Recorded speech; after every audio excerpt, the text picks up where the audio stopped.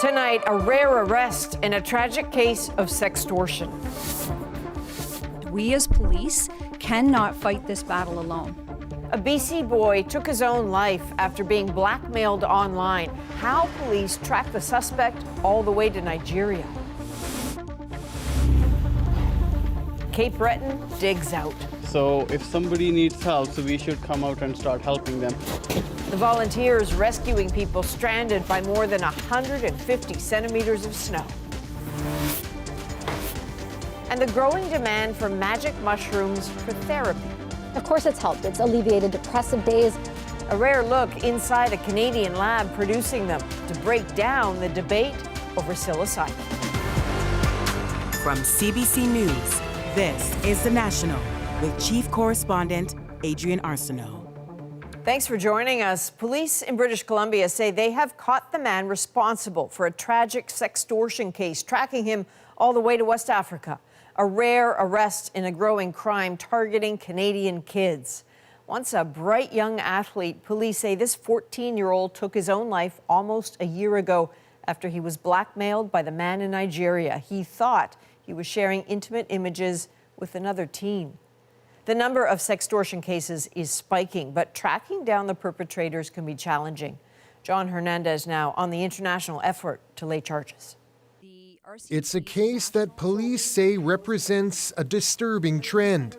1 year ago, police say this 14-year-old boy met an online scammer through Snapchat and Instagram, posing as a teenage girl, who then tricked him into sending explicit photos. That offender then blackmailed the youth with threats to share his images with his family and his friends unless he complied with demands of purchasing gift cards to send the offender. The interaction lasted just minutes, but the consequences were devastating. The boy died by suicide. His family shared his photo but asked he not be named, saying in a statement, "Not a day goes by that we don't miss him. He was an innocent child who was taken advantage of due to his innocence." The death sparked an international investigation which included the FBI. It led Mounties all the way to Lagos, Nigeria, and a rare arrest in a sextortion case. A 26-year-old Nigerian man is facing charges linked to child pornography, money laundering, and extortion. This operation was a prime example of how child protection efforts are strengthened when we all work together. The teen was an avid hockey player. His former coach says he was hardworking on the ice and beloved by the team. A great kid, a great student, a great part of our community. Sextortion cases are on the rise in Canada. We stand here today as two broken parents. Just months ago, a warning from these Prince George parents after their 12-year-old was sextorted and took his own life. We have about 10 reports a day coming in from youth who are looking for support in these types of situations where they've been extorted as a result of a sexual picture or image, and typically it's for money. John, it seems like we've been hearing more and more of these stories involving sextortion in recent months. What do families really need to know? Yeah, it's a more common issue than a lot of people might think. Surrey alone received more than 300 reports of sextortion in 2023, and the victims are disproportionately male. The Canadian Centre for Child Protection says the most important thing parents can do is to talk with their kids. Don't take away their phone or their device, because that might make them less likely to speak up. And for kids that are targets of this issue, never pay. Talk to a trusted adult or to the police. They can help. Okay, that helps. John Hernandez in Vancouver tonight. Thank you. And if you're in need of support, there is a 3-digit suicide crisis helpline you can call or text. 988-HELP is available 24 hours a day. In the Maritimes, people are slowly clearing away mountains of snow. Cape Breton was hardest hit. And as Shayna Luck shows us, residents are stepping up to dig out. A small army of volunteers excavating a car buried for days after 150 centimeters of snow came down in Sydney, Nova Scotia. So it's a communal thing that we have to do. So if somebody needs help, so we should come out and start helping them. They're traveling around town, offering to dig people out. It's no small feat, but the work pays off, and the list of people still trapped is long. After this driveway, we have another driveway to go and help somebody else, so they have a family stuck inside with the kid and everything. So we are trying. As services slowly start to reopen, for some, there's still no choice but to hoof it. I'm just thankful that we got the power around here, really. So I'm just on my way. I'm going to go to the grocery store. Thankfully, it's open. I can go walk there at least.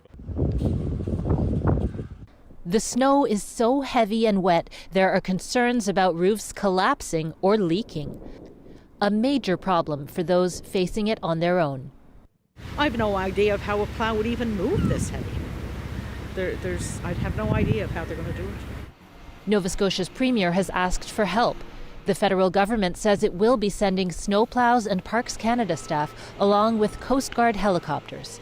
Federal procurement staff will also try to help source more snowplows. The premier says help will come from New Brunswick and Prince Edward Island too. But PEI's plows are needed at home, at least for a while.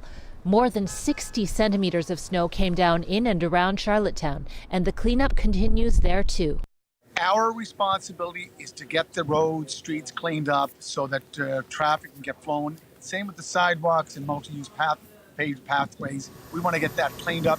We're looking at possibly midweek, next midweek or end of next week to get everything fully cleaned up.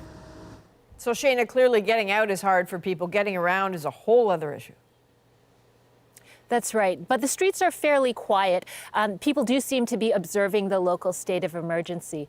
Now, the emergency was declared on Sunday. It lasts for 7 days. It gives police the power to stop and ticket people if they're out without good reason. But food and fuel considered necessities. And on that, some good news. We had heard concerns earlier today about those supplies, but we spoke to Public Works this evening. They assured us fuel deliveries are getting in. The roads are opened. No concern on that front, Adrian. All right. We'll take all the good news we can get. Shayna Luck in Sydney, thank you. A major revelation from the National Transportation Safety Board as it investigates what caused a door plug to blow off an Alaska Airlines plane mid-flight last month. A preliminary report says 4 critical bolts were missing before that plane ever took off. They were supposed to stop that panel from sliding upwards, which it did before it detached. When the plane was 16,000 feet in the air, it was able to land safely with a gaping hole in its side. The report says the door plug initially arrived at Boeing's factory with several damaged rivets and that a Boeing crew had to remove the bolts to fix it. For the first time in U.S. history, the parent of a school shooter has been found guilty of manslaughter. Jennifer Crumbly failed to prevent her son from killing 4 classmates at a Michigan high school in 2021. As Katie Simpson reports, the verdict opens a conversation about parental responsibility. When Jennifer Crumbly was called back into court after only a day and a half of jury deliberations, it was no surprise which way this verdict was headed. On count 1 of involuntary manslaughter as to Madison Baldwin, we find the defendant guilty of involuntary manslaughter. The Michigan mother becomes the first parent in the U.S. to be convicted of such serious charges for failing to stop her son from a school shooting rampage. Each of the 4 guilty counts carrying a maximum 15-year jail sentence. You wouldn't have to go through any of this if you would have just done your job as a parent. In 2021, Crumbly's then 15-year-old son, Ethan, shot and killed 4 classmates, wounding another 6, including a teacher. Prosecutors argued Crumbly failed to take her son's mental health concerns seriously, including complaints he heard voices in his head. And jurors were told about how Crumbly and her husband gave their son a gun as a present, a decision she defended. It was for him to use at the shooting range. We didn't just hand him a gun as a here you go, son. When a teacher found violent drawings and pleas for help on Ethan's math homework, both parents were called to the high school and told to take him home, but they refused. Just hours later, that same day, the shooting began. Steve St. Juliana's 14-year-old daughter, Hannah, was the youngest victim. Without the accountability, there is no change. St. Juliana wants this case to be a deterrent and to set a precedent, calling on prosecutors to charge parents if there is evidence of gross negligence. It's not a matter of if this is going to happen again. It's when it's going to happen. And people need to wake up. The boundaries of parental responsibility will be tested again in March when Ethan Crumbley's father, James, will be tried on the same charges. Katie Simpson, CBC News, Washington. Ukraine is back in the spotlight on Parliament Hill. As the government championed a modernized free trade deal today, it also came under attack for new revelations about honoring a veteran with Nazi ties. Kate McKenna has a reaction.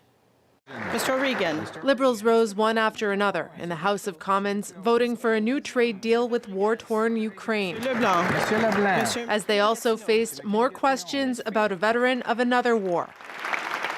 Yaroslav Hunka, who fought with the Nazi unit, was honored in front of Vladimir Zelensky last fall and now revealed invited to a second event with the Ukrainian president that came from the government of Canada. Why didn't you let Canadians know that you invited Yaroslav Hunka to that event? The invite said it was from the Prime Minister of Canada and was sent by the Office of Protocol of Canada. Why did the Prime Minister invite a Nazi to a reception with the Ukrainian Prime Minister? The community event was held with the President of Ukraine, to which over 1,000 people were invited. Justin Trudeau's office says many people on the invitation list were suggested by a Ukrainian-Canadian organization, including Hunka. He didn't end up going, but that didn't stop the attacks from the opposition. The Prime Minister has been claiming for months that he had no involvement in or knowledge of the invitation of a former Nazi soldier to the visit of the Ukrainian president. Now we know that he personally invited that same individual. He is choosing to not stand with Ukraine, not stand with Ukrainians, and not stand with Ukrainian Canadians. Why are they abandoning Ukraine? As for the trade deal with Ukraine, Liberals claim Conservatives are following far-right American politicians by voting against it. This is great. The bill passed without Conservative support. I declare the motion adopted. Conservatives say they can't support the trade deal because it includes a reference to a carbon tax, even though Ukraine has had one for years. Still, they say their support for Ukraine is as strong as ever. Kate McKenna, CBC News, Ottawa. In the Middle East, Hamas has now responded to a proposed ceasefire agreement. U.S. and Qatari officials hinted the reaction was positive, but more work needs to be done. That offers the prospect of extended calm, hostages out, more assistance in. That would clearly be beneficial to everyone. U.S. Secretary of State there, Antony Blinken, was in Doha today working with Qatar and Egypt to build support for the proposed ceasefire. The details of the deal have not been released. Israeli officials confirmed today 31 of the remaining hostages held in Gaza have been killed. More than 100 are still being held. Live from Gaza. It's February the 6th, 2024. And that's Mansour Shouman, a Canadian Palestinian citizen journalist who resurfaced today in this video from the southern Gaza Strip. Shouman had been missing for 2 weeks and feared detained or dead. He's reached millions of English speakers while documenting the Israel-Hamas war. Shouman said he's been on the run for 2 weeks seeking shelter. The already fragile economy in the West Bank is facing an increasingly difficult reality. Military raids, blocked funds, and restrictions banning cross-border workers in Israel. Chris Brown looks at the impact. For Palestinians in the West Bank, life under Israeli occupation was already onerous. Now, crushing economic conditions are fueling a combustible situation. In Ramallah, blacksmith Sahir Atta and his team wait for customers, but they're not coming. People have postponed everything until the situation gets clearer, he said. They can't even pay for the orders they made before the war.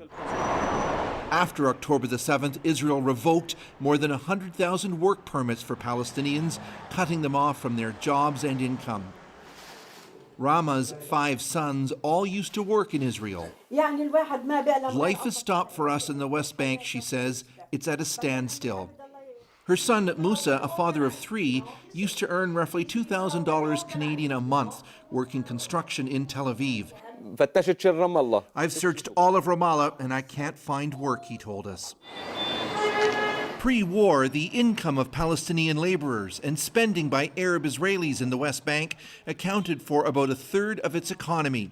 Tax funds to the Palestinian Authority have been frozen by Israel, leaving it struggling to pay its public workers, and increased Israeli checkpoints and roadblocks choke traffic, creating supply chain hassles. Nasser Khalil, a shopkeeper, told us staples such as flour cost 25% more, but most people can't pay, so he keeps a ledger of customers who will when they can. Some here believe the economic chaos is part of a deliberate plan. They are choking the economy completely. This economist sees the restrictions as an effort by Israel's government to extract political concessions after the war ends. They are thinking that there is an opportunity to reshuffle and to restructure the relationship between Israel and the West Bank, Gaza. I think it will not be a policy only during the war. That's also the feeling at this Ramallah chocolate and sweets factory, where the managers have had to cut staff and production. We'll keep pushing on you. Just maybe one day you decide to leave to Jordan, to Saudi Arabia, to Lebanon. Just leave this country. But we are staying, we are staying. Israel's government says the restrictions in the West Bank are necessary for security. It's also announced a plan to bring in 65,000 workers from South Asia to replace Palestinians. Chris Brown, CBC News, Ramallah. A U.S. federal appeals court has ruled Donald Trump can stand trial on charges he plotted to overturn the results of the 2020 presidential election. The panel of judges unanimously rejected arguments by Trump's lawyers that he was immune from prosecution, including for his actions on January 6, 2021, because he was acting as president at the time. Trump's team is expected to continue to appeal right up to the Supreme Court. There's some sad news from the country music world. Toby Keith has died at the age of 62 after a battle with stomach cancer. I should have been a cowboy. I should have learned to rope ride. His 1993 breakout hit, Should Have Been a Cowboy, was the first of 20 #1 country singles throughout his career. Some were controversial for their overtly patriotic and political themes. I knew all of my life that someday it would end. Just months before his death, Toby Keith gave his final televised performance at the People's Choice Country Awards, where he also picked up the Country Icon Award. Today, a message on his social media said he died surrounded by family. He leaves behind his wife, 3 children, and 4 grandchildren. King Charles was out and about today for the first time since the revelation he has cancer. 9 months or so after his coronation, he's having to completely withdraw from public life. What the diagnosis means for the duties of the royal family, next. Plus, measles on the rise in Europe. Measles is probably the most infectious human virus. Why experts say it is only a matter of time for Canada. And later, a Saskatchewan street becomes a winter wonderland. It's a perfect skating rink. Look at this, guys. We're back in 2.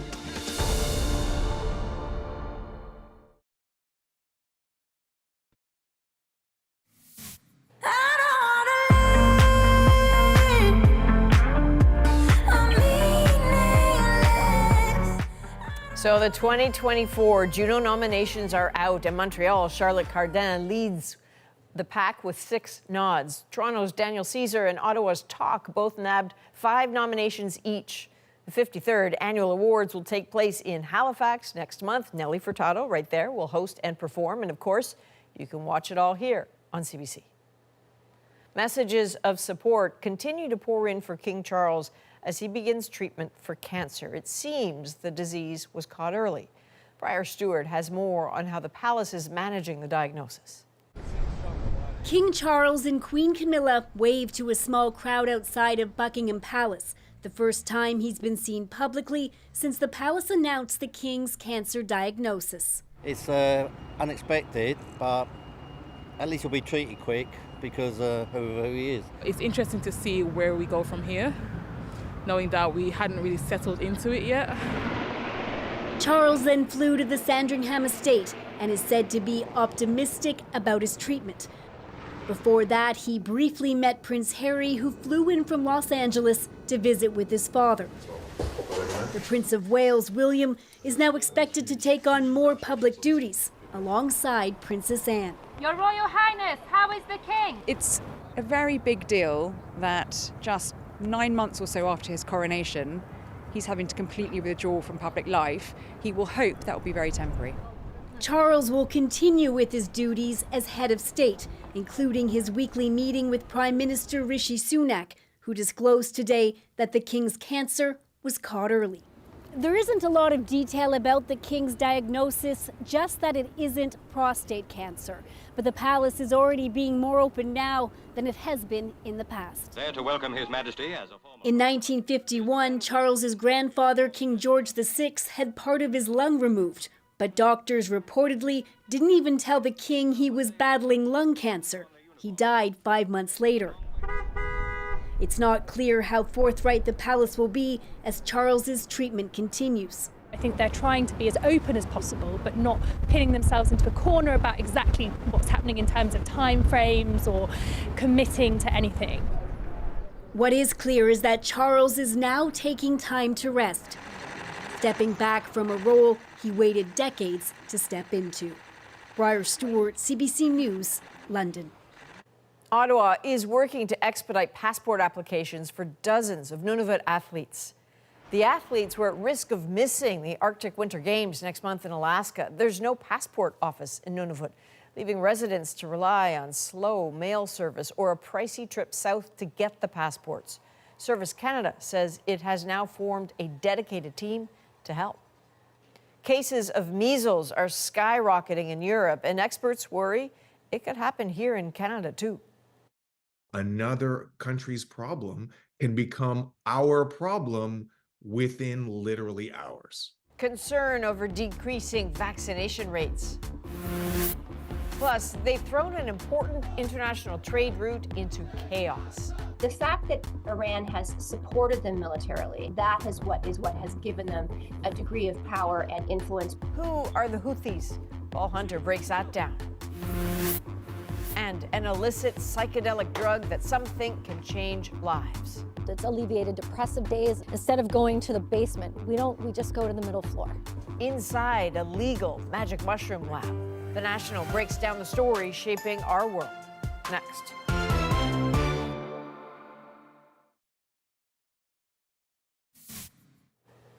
There is growing concern for this pod of orcas off the coast of Japan. A wildlife group spotted them apparently trapped by drift ice. Japanese broadcaster NHK says that ice is preventing rescuers from getting to them. 9 killer whales died in that same area in 2005 after getting similarly trapped by drift ice. The World Health Organization is warning of an alarming rise of measles cases in Europe. And doctors here say the same could happen in Canada.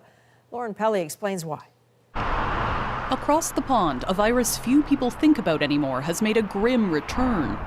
New data show there were more than 40,000 measles cases across Europe in 2023, a 40-fold increase from just 1 year before.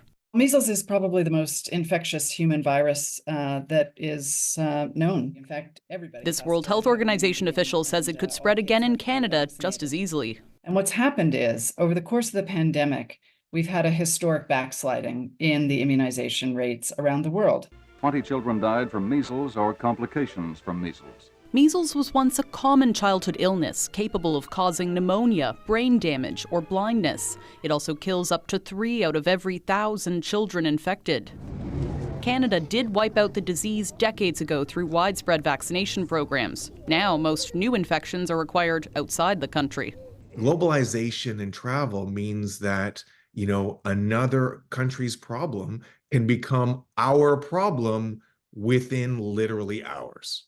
One recent case of the highly contagious infection in Windsor, Ontario, was linked to possible exposures at multiple locations, including Pearson International Airport.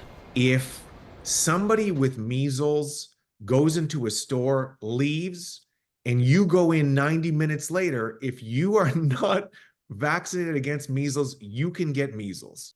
Canada's target for measles vaccine coverage is 95%, but the latest data show the percentage of vaccinated kids 7 and under has been dropping, from 87% in 2017 to 83% in 2019 to just 79% by 2021. Doctors say the best way to keep measles from roaring back in Canada is to get more people up to date on the vaccine. Otherwise, the fear is it's not a matter of if this virus will spark more outbreaks, but when. Lauren Pelly, CBC News, Toronto. Now it's time to dig deeper into the news shaping our world. From controlled substance to potential therapeutic, exploring the medical possibilities of magic mushrooms. But first, growing concerns about Houthi strikes in the Red Sea. The Houthis need to stop these attacks. A potent regional force threatening a global trade route and the key role played by Iran. This is the breakdown. The Houthi movement is decades old, but this recent series of attacks has brought them to wider prominence. Paul Hunter breaks down who they are and what they want. The video itself is kind of surreal. A point-of-view aerial attack on a cargo ship in the Red Sea in November. One of more than 24 assaults on ships in that part of the world that have threatened the global economy. And by the way, this one, in the eyes of who did the attacking, hugely successful.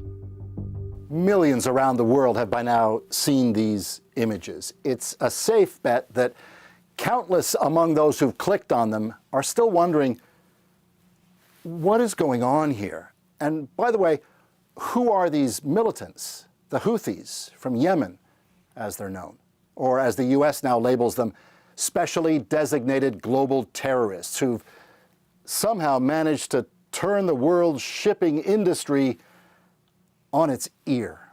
It's pulling everyone in. Toronto's Samantha Nutt, founder of War Child Canada, with years of experience in Yemen and other war-torn countries, underlines the direct impact of these Houthi attacks. And the Red Sea is an incredibly important corridor for the entire world. It is responsible for roughly 30% of all shipping container traffic, about 13% of all global shipping traffic that goes through there. And the Houthis know this as well. It's about the disruption as much as it is about the military aims.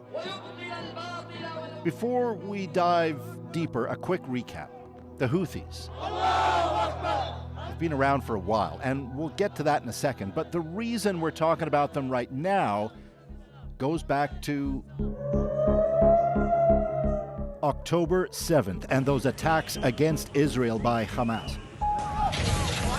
Hamas is labeled a terror group by the EU, the US, Canada, and others, and it's sworn to destroy Israel. It's part of a kind of network of groups and countries who've long opposed even the existence of Israel. Historically, Houthis have been more passive about it, but indeed, embedded in the Houthi slogan, often waved high at Houthi rallies, "Death to Israel," it says, and "Death to the USA," Israel's staunch ally. And don't forget Hezbollah in Lebanon, another anti-Israel terror group. After those Hamas attacks, Hezbollah militants began firing at targets in northern Israel. Connecting Hamas, Hezbollah, and Houthis, Iran. It provides money and training to all of them. And Iran is, without a doubt, a driving force among all of those seeking Israel's destruction. So let's have a quick look at a map. Here's Iran, which used to be allied with Israel, but ever since its Islamic Revolution in 1979 has virulently opposed it, believing Israel belongs to the Palestinians. On side with Iran, in varying degrees, Syria, Hamas, Hezbollah, and smaller groups inside Iraq, and there's Israel, all but surrounded. And there, tucked away down the bottom, sits Yemen, home of those Houthis. Yemen is one of the poorest countries on the planet, in a seemingly perpetual humanitarian crisis. Its poverty rate is among the highest in the world. Millions are displaced by war and on the brink of famine. 20 years ago, frustration in Yemen had groan over a government many saw as corrupt and repressive. It was a place ripe for an uprising. And indeed, Shia Muslim rebels pushed back against the Yemeni government in a revolt led by a man named Hussein al-Houthi. That's right. This is him, the namesake of the movement that's now targeting all those ships in the Red Sea. Hussein al-Houthi was killed in 2004. His brother, Abdul Malik al-Houthi, has led the group ever since. In a civil war that continues to this day, the Houthis now control big chunks of the country, including the capital. Technically speaking, they don't run the place, but they do print their own money. They even collect taxes. Even so, they've often been described as ragtag. And so it's crucial to never forget who backs them. The fact that Iran has supported them militarily, helped to train them, to finance them, that is what has given them a degree of power and influence both locally, nationally, as well as we are seeing right now, regionally, that is beyond what we might have expected from a group such as this. And then came the Hamas attacks on Israel October 7th, catching the eye of all others who oppose Israel. When Israel's response to Hamas brought a skyrocketing death count for Palestinians in Gaza, Houthis, watching from afar, took action, they said, to support Palestinians. In the crucial waterways off Yemen, Houthis attacked cargo ships. They said ships with ties to Israel. But soon enough, ships linked with any number of countries came under fire, all of them easy targets for drones and missiles. The Houthi attacks, using arsenal believed to be from Iran, massively disrupted global trade to the point where the West retaliated. The actions that we've seen from these Houthi forces are destabilizing, they're dangerous. The US and UK, with support by Canada and other countries, striking at Houthi targets as fears grow that all of this could now escalate. It is spreading regionally. This is a conflict that is drawing many players, many actors in regionally and internationally. So we need to pay attention to it. The Houthis, by the way, still have that ship they commandeered back in November. For standing up for Gazans, many in the Arab world now see Houthis as heroes. Here, parading some fresh recruits and signaling to the world that the Houthis, militants from a tiny, destitute corner of the planet, are now emboldened and cannot be ignored. And as if to underscore that, the Houthis announced missile attacks on 2 more ships in the Red Sea tonight, claiming both were damaged. Coming up, a tour behind the scenes of a legal magic mushroom laboratory in Canada. We have these substances which humanity has been using for thousands of years. Calls for greater access to the psychedelic drug. That is next on The Breakdown.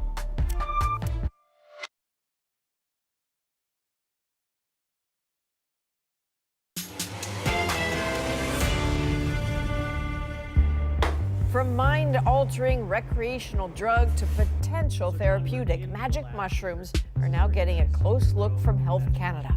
These are capsules that have been packaged for use in a clinical trial, including for veterans with PTSD. Of course it's helped. It's alleviated depressive days. Is psilocybin going mainstream? Now, psilocybin is still illegal in Canada, but CBC News was allowed inside a BC facility with a special license to make it. Here's Joel Ballard on what he learned there.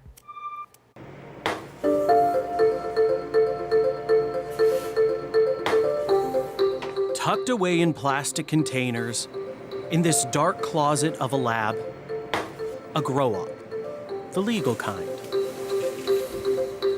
So John, we're in the lab here. This is where you guys grow the magic mushrooms. Can you take us through how it works? So This is where we start the process. These are called agar plates that we use to first inoculate the spores of the mushrooms. And then where does it go? Yeah, so from there, it will inoculate these monotubs. We're in this commercial building in Burnaby, British Columbia, with John Hume, a mycologist who grows magic mushrooms for Filament Health. It's approved by Health Canada to produce psilocybin for a growing number of clinical trials around the world, a potential treatment for mental health conditions like depression and addiction.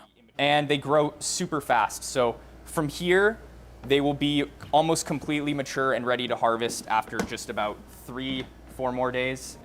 It takes a pile of fresh mushrooms to make a tiny amount of the drug.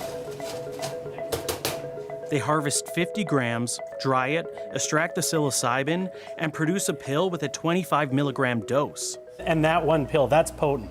Because this is a lot of magic mushrooms. Yeah, it's certainly a macro dose, a heroic dose, some people might say, is when you get into the realm of about 5 grams, what you're seeing here, it would be a very potent experience, for sure.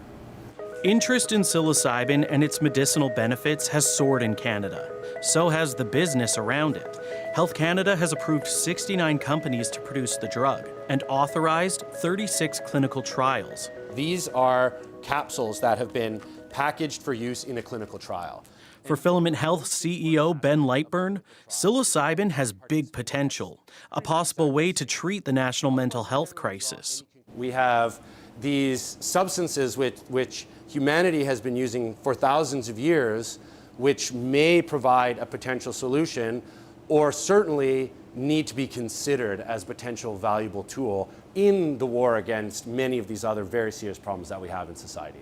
Most of us think of magic mushrooms as mind-altering recreational drugs, but psilocybin is still a controlled substance in Canada. It can't be sold or purchased, but Canadians can access it through Health Canada in one of 3 ways: as part of a clinical trial, through the Special Access Program, where a healthcare professional needs to request the drug, and finally, by getting an exemption to the Controlled Drugs and Substances Act.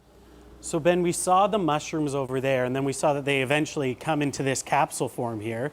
To properly study the benefits, and in case it's ever approved as a medication, Lightburn says standardizing the product and dose is key. When a doctor writes a prescription, they wouldn't write, if you take a cap, take half as much than if you take a stem, and write that in the notes. No, a doctor needs to be, or a clinical trial investigator, they need to be assured that there is a very high degree of standardization between the participants in that trial, and then eventually once that product is prescribed as a medicine out in the population.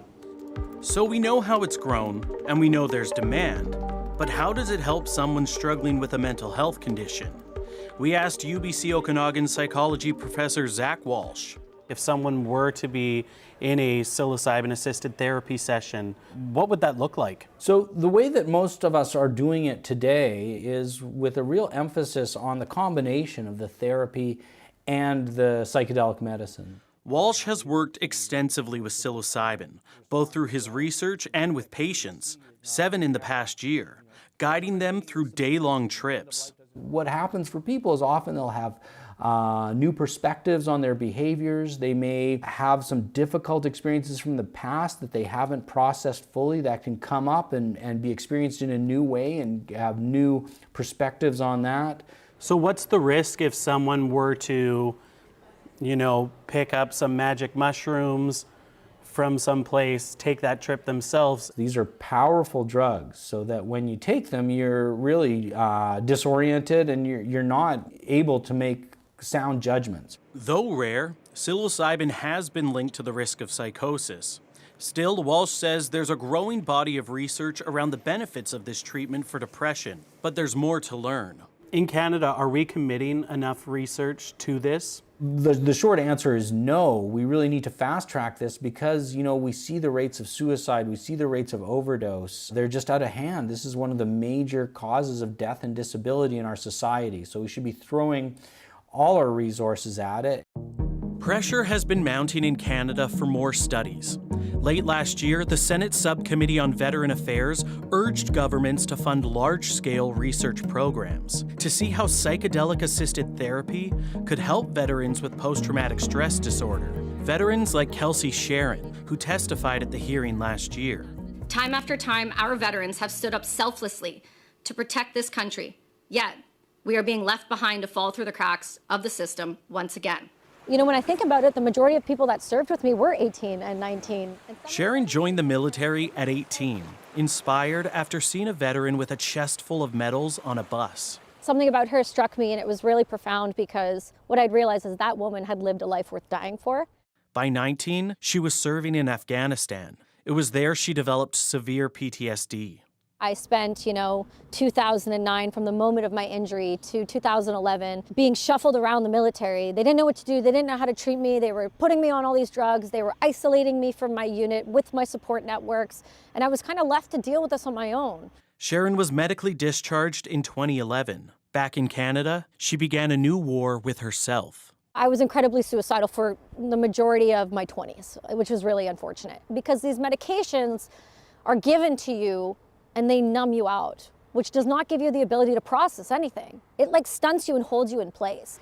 Last year, Health Canada approved Sharon to use psilocybin through its special access program. But it's not a big club. So far, only 176 Canadians have this kind of access. Personally, how has it helped? Of course it's helped. It's alleviated depressive days, and it's taken me from when I do have those days, instead of going to the basement, we just go to the middle floor.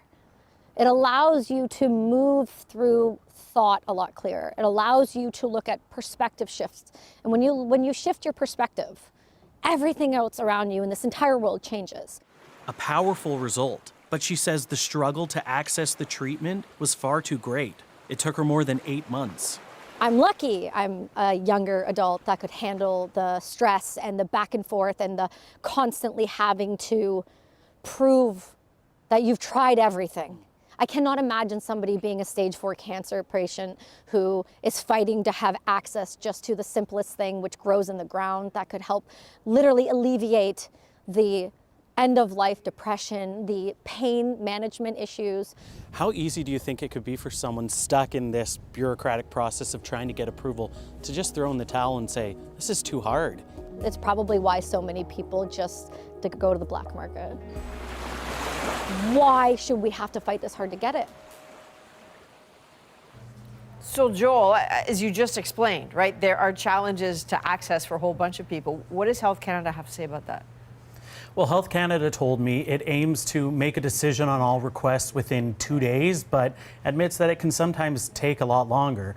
And it also says it recognizes that there's a lot of interest in psilocybin, but this drug hasn't been approved yet, and it has these rules and safeguards in place to keep Canadians safe. And yet there's still a lot of mystery around the industry, but I suppose there is some hope that mushrooms could have multiple applications. Yeah, I was reading through some of the clinical trials, and it looks like they're researching the potential benefits of psilocybin for a huge swath of conditions. You know, we're talking about everything from cancer-related anxiety to alcohol use disorder. I mean, even things like chronic lower back pain. All right, Joel, thanks for doing this. Thank you. Next, a family in Saskatoon take their skates to the streets. I said, "Mom, you're crazy." And I looked out the window, and there's my mom skating on the road. How they make the most of the icy conditions in our moment.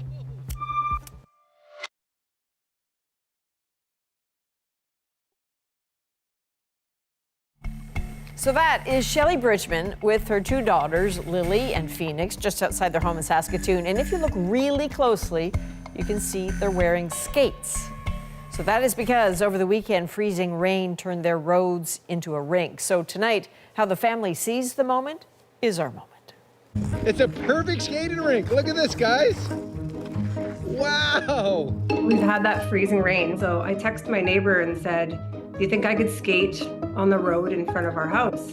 He's like, no, there's not enough ice. And I said, "I bet you there is." Watch it. Here we go. Watch this. Oh! I said, "Mom, you're crazy." And I looked out the window, and there's my mom skating on the road, and I put on my skates, and I started skating with her. The cars, they were stopping to be like, "You guys are awesome." She did figure skate. Holy cow! She did amazing. Have you inspired anyone else to go out? I don't think so. I've been seeing some. Oh, really? Maybe. Oh. To skate on the road again? Yeah. You want to skate on the road again? Yeah. But only with mom. She's incredible. Okay, she is incredible. Mom just got some cool points there. Interesting, the enthusiastic voice you hear there, that is the neighbor who initially said, hey, no, can't do it, not enough ice, you're going to hurt yourself. He ended up loving it, but she did say it was a little hard to avoid falling down and hitting the pavement, so you still have to be careful. For all of us here at The National, thanks for being with us. You can watch anywhere, anytime on the free CBC News app and subscribe to The National's YouTube channel. I'm Adrienne Arsenault. Take care.